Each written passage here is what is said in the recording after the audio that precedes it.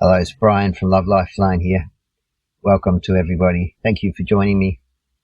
I just thought I'd share a little bit about myself, about my background, a little bit about my life story, abbreviated, because I think it'll be a bit too long if I shared the whole thing.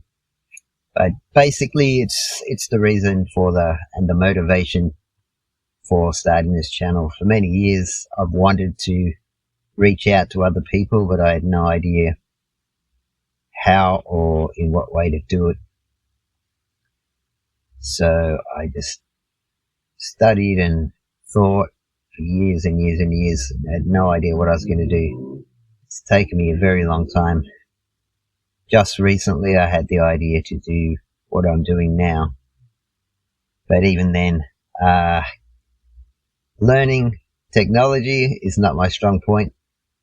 Plus procrastination due to anxiety, another source of delay. But overall, it's always been in my heart to just do something that helps people on a large scale.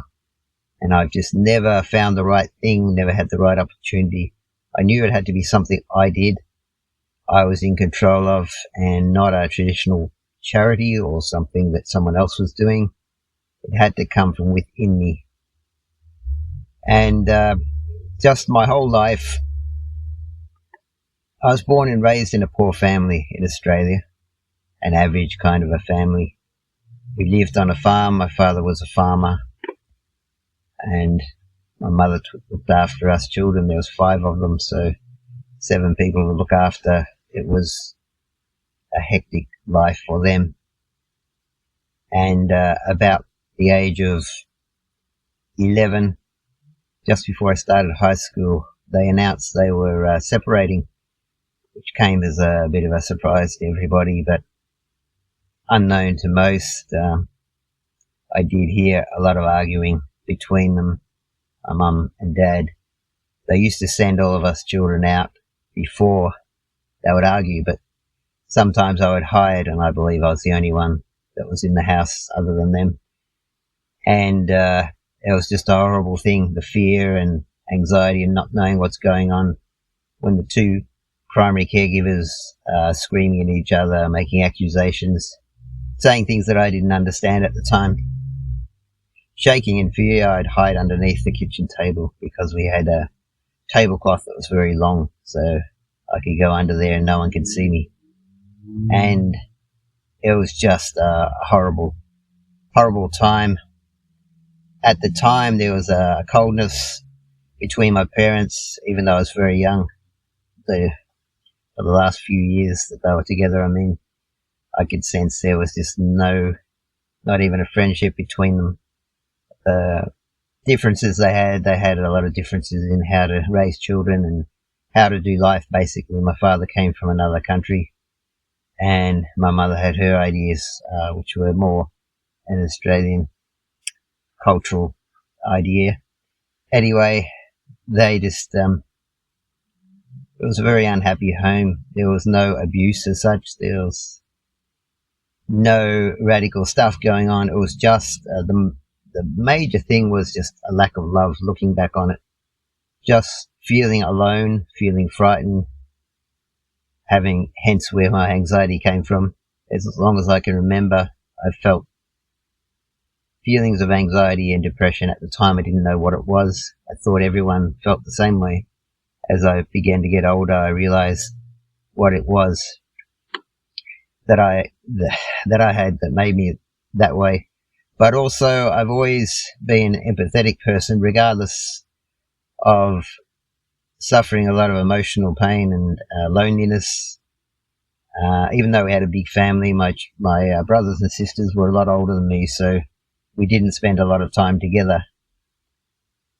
By the time I was in the middle of high school, the oldest had already moved out. They had their licenses and everything. So I wasn't all that close with any of my brothers and sisters growing up. And we lived isolated on a farm, so our relatives lived a long distance away. We'd only see them once or twice a year. And when they came, I'd usually run and hide somewhere because I was painfully shy due to all the stress of my life, basically. So one of the big inspirations for wanting to help people in life is how I felt. The overriding thing was looking back on my life, especially my childhood, but also my young adulthood. I had no friends, no friends and no family members that I could trust or I felt had any kind of love for me that I could talk to, ask questions, share my feelings, ask what's happening. Absolutely nobody. Nobody at school. When I started high school, I didn't know anybody because I went to a very small primary school and none of those children went to the same high school that I did. So I went to a brand new high school and knew nobody. Then I was bullied for about 6 years, from year 7 to year 12. I struggled in school because of lack of confidence and shyness. I wouldn't ask the teacher or other children advice because I was just too shy. I just withdrew into myself due to the anxiety and the feelings that I had, also the low self-esteem and just feeling worthless, basically. I struggled through. I passed, but I had a lot of C's, just an average kind of bare pass in most subjects. Failed a couple. Anyway, finished year 12, had no idea what I was going to do because I just wasn't confident in anything and I didn't excel in anything. So, living in a rural area, I just started doing farm work, which didn't require a formal education. I had started doing that on school holidays anyway with my older brother and actually quite enjoyed it, but it was very physical. So I just went through my life, my early adult years, just doing labouring jobs here and there, nothing full-time, just casual in different farms. Again, just completely alone. I did have a relationship very early on when I was 18. That was a disaster. And again, I had no idea what I was doing. I had no idea of relationships. I didn't know anything about life. As my only example of a relationship was two people that couldn't even stand each other. So that was a disaster. It was a very unhappy relationship, lasted about 18 months. Anyway, around the time that relationship ended, I had a strong feeling. I was about early 20s, 22, I think. That was the period where I started to think, I've got to learn more about life.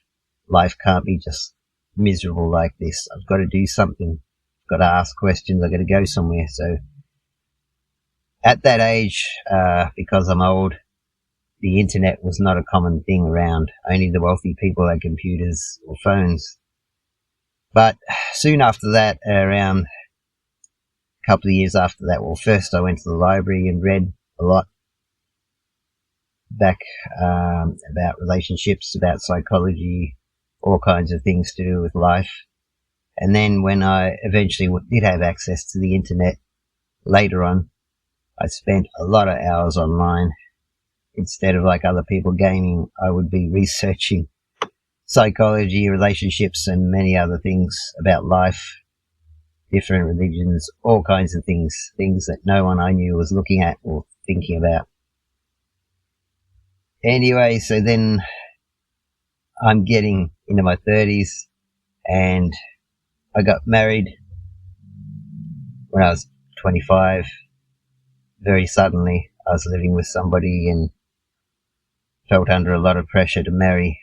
My intuition was yelling at me. At the time, I didn't understand what that was, but it was screaming at me not to go ahead, but I got married anyway, which was another disaster. This time, she had 2 children, and later on, we had 2 more children together. That was a disastrous relationship. I realized later on that I had unknowingly recreated my own parents' marriage because there was just very, very little, if at all, love, not any healthy love between us. It was a very cold relationship, and there was a lot of criticism, a lot of arguing, a lot of stress. The only positive in my life at the time was my children. They brought a lot of joy into my life. Growing up, I had nothing to do with young children because I was the youngest in the family, but when I met my first wife, she had 2 children, and I instantly fell in love. I thought, these are amazing 2 young humans. And actually, I realized that I really loved teaching at that point. I had 2 young minds that were inquiring, and it was just wonderful. Having children were my only positive in my life. Anyway, after 10 years of marriage, I finally left because I couldn't take the verbal abuse anymore. And during that time, especially the last couple of years of the marriage, I was resigned that I had to leave, but I was reluctant because I didn't want to leave my children, and I didn't want to disrupt my relationship with them, but the pain was just too much. It was just too toxic. So I left the marriage. And then I was shocked by what happened because my ex-wife stopped me seeing my children and made my life a living hell. And that's around the first time that I considered self-deleting myself seriously, because I could not believe the only positive thing in my life at that time, when I was now about 35, the only positive thing in my life was being withheld from me, totally unjustly, of course, just to hurt me for leaving. So it was absolutely devastating. It was the worst pain I've ever had. But after about 2 years or 3 years of this, something inside of me, again, it was my intuition, and even then I wasn't sure what it was, but I just knew I needed to let go. After going to court a couple of times just to get my basic rights, not to ask for anything special, I said to my children, I said, whatever happens, I'm not going to fight it, and are you okay with that? And they said, yes, sure. So I actually won the first case, just to see my children on a regular basis, nothing more than that. But then they overruled and allowed my ex-wife to leave the state, which is what the case was about, first case actually, allowing her to leave. And they said, oh, there's no reason to not to allow her to live wherever she wants, as long as she agrees to send them on school holidays. And I knew in my gut there was no way she was going to do that, at least not permanently, even though it was written down in court documents. So anyway, long story short, after sending them for, I think it was 3 school holidays, finally she stopped sending them. And in my gut again, I said to myself, I'm not going to fight this. I'm not going to go back to court. And also what made it easier for me to make that decision, my children became more cold over time, and I realized over time that it was because they were being poisoned against me, and the negative things, criticism they were hearing from back home. So that allowed me to let go, despite being painful, allowed me to let go. I decided to focus on the future, whatever that was. I had no idea again what I was going to do. Here I was, 35, 2 failed relationships, failed marriage, failed as a father, failed as a husband. My work was still very sporadic due to a lack of confidence. I was a hard worker, but it was very difficult for me to approach people looking for work. And of course, my lack of confidence came across as a lack of competence. So to potential employers, they thought, well, if he's not very confident, why will we hire him? In fact, it was my anxiety that was making me that way. I was always the hardest worker wherever I worked. Anyway, so I struggled along for a few more years. And unfortunately, I didn't have the wisdom to realize at the time I fell into another toxic relationship. Fortunately, I ended that one a lot sooner than the other one, than the marriage. No children were involved, but I got involved with a woman who was actually dependent on alcohol and some other substances. And again, the same thing happened. Unrequited love. I would always give a reasonable amount of affection, but it would not come back, or only a very small percentage would come back to me. So after that ended, I was not so much devastated that the relationship ended, but just devastated as not knowing what I should do on why these things were going wrong.